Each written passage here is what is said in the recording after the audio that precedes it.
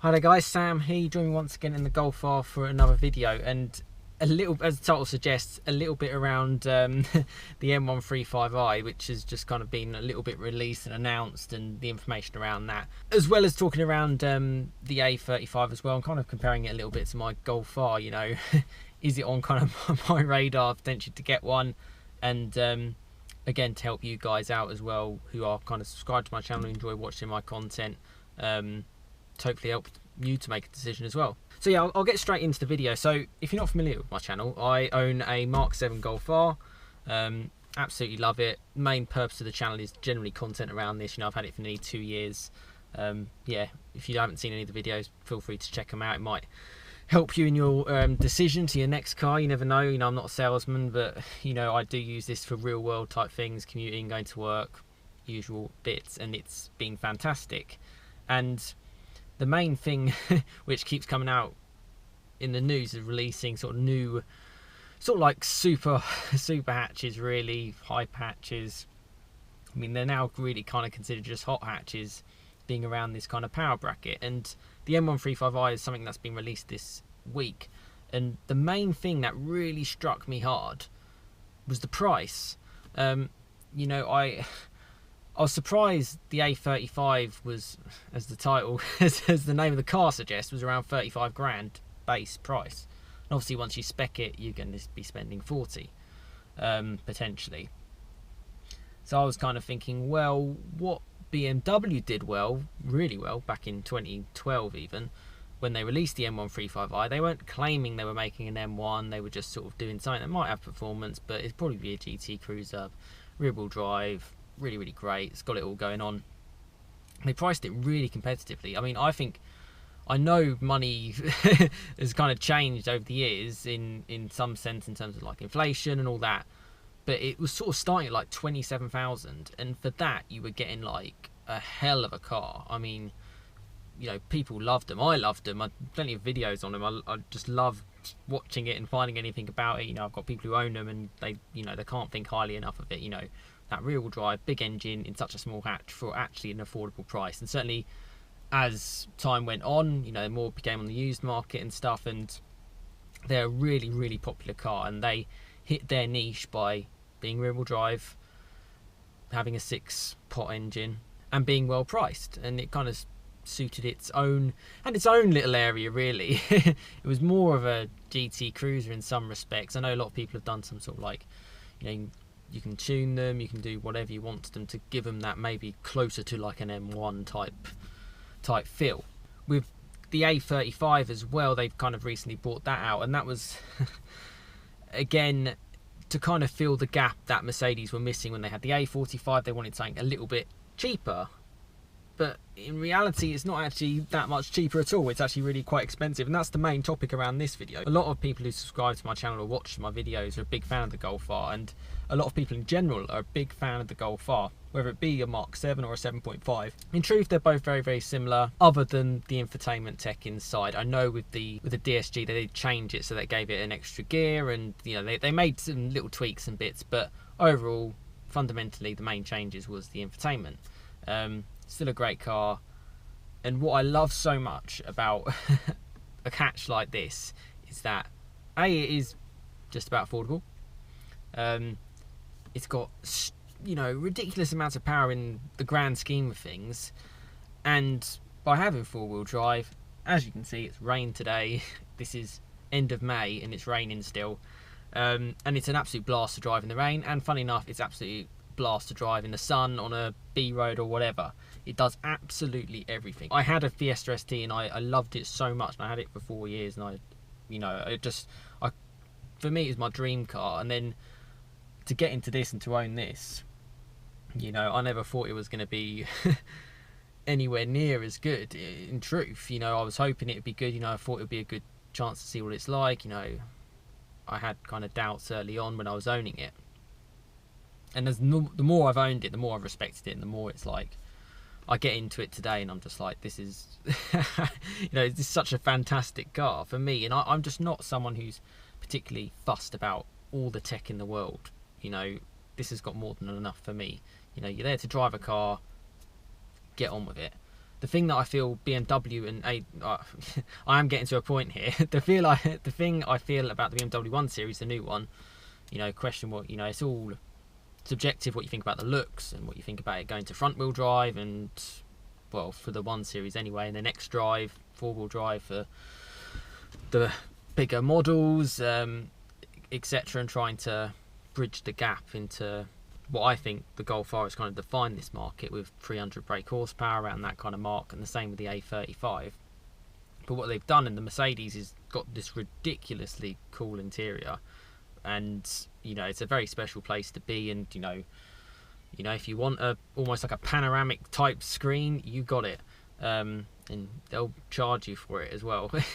And funnily enough, that doesn't actually affect the way the car drives, and it doesn't affect the way the car actually is as a kind of daily either. You know, its standard interior is probably perfectly fine, and it looks like the new 1 Series has kind of upped its game. You know, it's taken bits from higher models and made it all nice. I think it's losing the point of the whole purpose of these kind of hot hatches. You know, what again I love about a hot hatch is its kind of simplistic nature. You know, my Mark 7 Fiesta ST, very simple, 6-speed manual gearbox, you know, button for traction control. That was about it. The infotainment was shocking, and I mean beyond bad. You know, it was based on something from like 2008. It's really outdated. But funny enough, it worked. You know, I even used the nav on that, and it did the job, even if it was on a screen about the same size as my GoPro. It was all about the driving, it was all about the experience, and it was great. When I got into the Golf R, I actually thought, I was like, oh well, this has got too much tech. You know, it's got radar guided cruise control, you know, it's got everything. But at the same time, you know, I've kind of got used to it, and I use the things that I use, and stuff I don't use, it's just kind of okay, it's there. You know, I don't even use the nav that much. I'll use my phone, as most people kind of do, and because of that, it makes you feel like it's got just enough. You know, it's got just enough for what you need for a daily, but it's a pleasure to drive and a great driver's car. And that's the point of these kind of cars. You know, they're the halo products, they're the top of the line. And okay, you could argue with Mercedes, they're sort of saying, well, the A45 is going to be the main one. Maybe with the 135i, they might bring out something else in the future. You know, maybe a 1M, maybe something like that. Although it doesn't sound like the build of the car is set particularly for a bigger engine. Everything's going electric, future's changing. You know, we just have to kind of get on with it. But it would have been nice if they, for me, on the outset, invested more in what makes a car fun, particularly for a driver, whilst having enough for what, you know, you kind of need for a daily. And I just think they've kind of lost their essence on kind of my initial thoughts, and the whole point of that is really jacked up the price. I mean, £36,500 starting price for that 1 Series. You know, 1 Series. That's, you know, I can't, you know, that's just shockingly expensive. You know, particularly the target audience for these type of cars could be between, you know, your 20s to kind of 35s. You know, we're not blessed with unlimited amounts of money. You know, we haven't lived long enough to earn that kind of money. So it's really, really hard to kind of justify. I would have loved it. You know, I'd like to see how many cars they'd sell if they had, okay, let's sacrifice this interior, let's sacrifice a few bits, and, you know, as a base car, we can sell it at 30,000 or something like that. But they just don't, and it's all ultimately about profit and them making money, rather than really thinking about it, the person behind the wheel.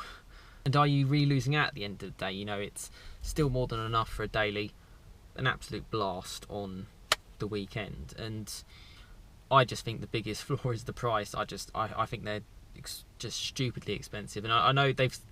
The fact is that those are the base price of the car, so you can't get it any lower. You can go on comparison sites, you can probably get a deal from your dealer, but at the same price, you're starting at such a high point. Quite quite difficult to kind of negotiate from there. You know, you can get these Mark 7s, even a 7.5, a decent one, for between 20 and 25,000. Would have lost most of its money, so you're not going to lose a hell of a lot, and you're getting a 4-wheel drive 300 brake horsepower car. Sounds pretty good to me. I don't see why you'd have to spend nearly £40,000 on just because it's the latest model. It's a latest model which is trying to get into a market which, you know, this car has done for kind of last 6 years, since sort of 2014. You know, why go for something like that when you can just get a car like this, personally. And yeah, it got to me about the price. I just, you know, if you are getting one, fantastic, but for me personally, I just think it's too expensive. There's more important things to spend your money on. And if you do like your cars, you know, have a little search around. You know, if you're after a 4-wheel drive 300 brake horsepower car, I would always say to people a Golf R. Not just because I own one. I probably would have told them to get it even before I owned it, when I had my Fiesta ST. It's, you know, I get absolutely no gain from saying what I'm saying. It's just from my experience of kind of owning this car. I just don't know what more you would really need. And save yourself the 10-15 grand. Spend it on something else. Spend it on a nice holiday. It's yours to kind of play around with. But I know so many people will flock to these kind of cars because it's the latest and greatest. It's like the latest iPhone comes out, you go for that. You know, it doesn't always have to be that way. I think people probably should be a little bit more conservative and think, well, you know what, this kind of ticks the boxes of what I'm looking for. Go for it. And particularly a hatch in this kind of segment, you know, it's not trying to be a bigger saloon. Yeah, it's a bit of a strange one. But they will sell them, and again, I'm interested to know your kind of thoughts on them. You know, performance wise, it's very, very similar. They're all sort of between 4.5 and 5 seconds. It's all that kind of ballpark. It's all around 300 brake horsepower. I think the 1 Series has a little bit more torque to help it out a little bit. They're all about similar type of weight, around 1,500 kilos. Funny enough, you're going to get a very similar type of package. And ultimately, the good thing is that, you know, the choice is out there. You know, it's a buyer's market at the end of the day. And, you know, take your time in thinking these kind of things through. You know, obviously, you don't have to take my advice. You know, I'm sure it's going to be a great car. It'll be a great car to drive. And the same with the A35. But price-wise, you know, it blew my mind when I looked at that. If it starts at £36,500 for that 135i X-Drive, I just think that's way too much. But we'll see how many they sell. And yeah, again, hope you enjoyed this video. Again, it's just a little bit of my thoughts around it. You know, I'm not looking to get rid of this Golf R anytime soon. You know, and check out some of my videos just on my ownership of the car. You know, I've got a service next month. I've got a lot more miles coming in the car with my new job. And I'm really looking forward to enjoying it. But, you know, give it a thumbs up if you enjoyed this video. You know, subscribe for more content to come on my Golf R. Also try and do a little bit of latest news videos, particularly around hot hatches. I mean, I think they're just fantastic. And I think the big part of them being great is the price point. And that was what was hard when I got this Golf R, because it was that little bit of a step up. But it wasn't anything stupid, you know, it was still in the ballpark, which was okay. But now I just think it's just getting to a stage where, yeah, it's extortionately expensive. Yeah, you know, please like, share, subscribe, more content to come on my Golf R. Thanks very much for watching. Cheers, guys.